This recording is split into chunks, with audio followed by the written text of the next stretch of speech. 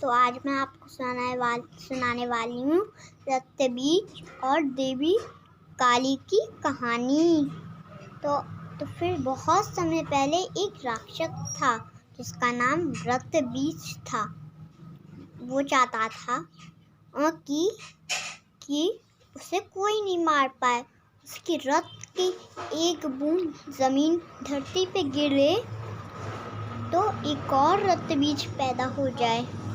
तो इसलिए रक्तबीज ने 100 सालों तक 1000 साल तक ब्रह्मा जी की तपस्या की। तब एक दिन तो ब्रह्मा जी उसकी एक तपस्या से बहुत खुश हो गए और उसको वरदान दिया कि एक रत्न की बूंद उसकी एक रत्न की बूंद नीचे गिरे तो वे एक और रक्तबीज पैदा हो जाए। तो वो अमर हो गया और उसे कोई नहीं मार पाया। तो फिर इससे तो वे और ना उसने स्वर्ग लोक पे भी राज कर लिया।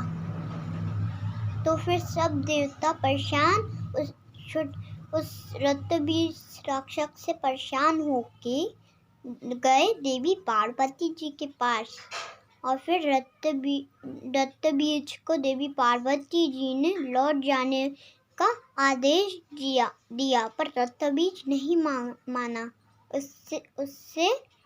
इसलिए पार्वती जी को गुस्सा आ गया और उनने सामने रखा शिव जी का त्रिशूल उठाया और रक्तबीज की तरफ फेंका।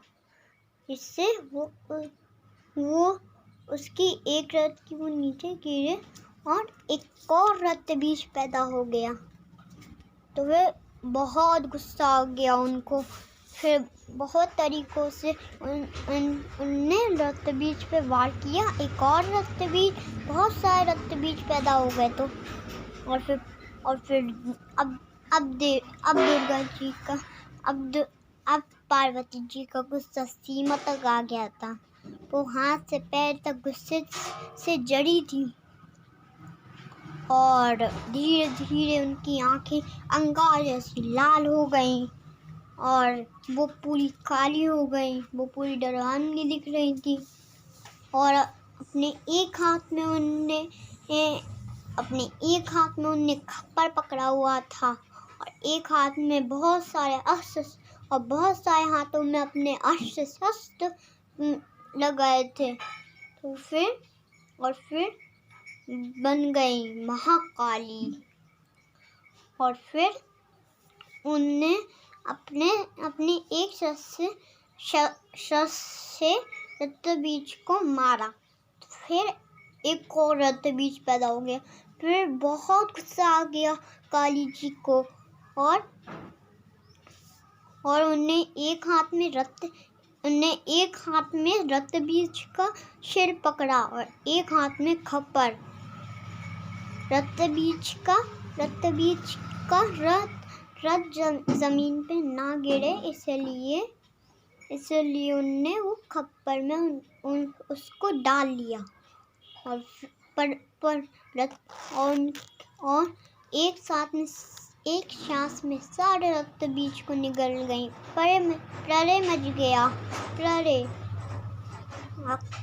और फिर रक्तबीज तो मर गया पर फिर भी पार्वती जी का गुस्सा शांत नहीं हुआ और वो तेज तेज भागने लगी। और फिर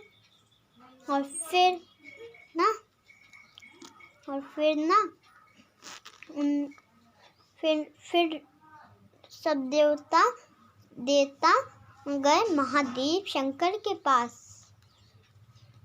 तो फिर पर शंकर जी में भी कालिका को रोकने का भी साहस नहीं था। तो उन्होंने एक आइडिया निकाला। वो जिस रास्ते से काली जी आ रही थी उस रास्ते पे शंकर जी लेट गए और जैसे ही उनका पैर शंकर जी पे पड़ा उनने नीचे देखा फिर उन्होंने देखा कि वो शंकर भगवान है जिसे वो अपने चरणों से कुचल रही हैं, इसलिए और फिर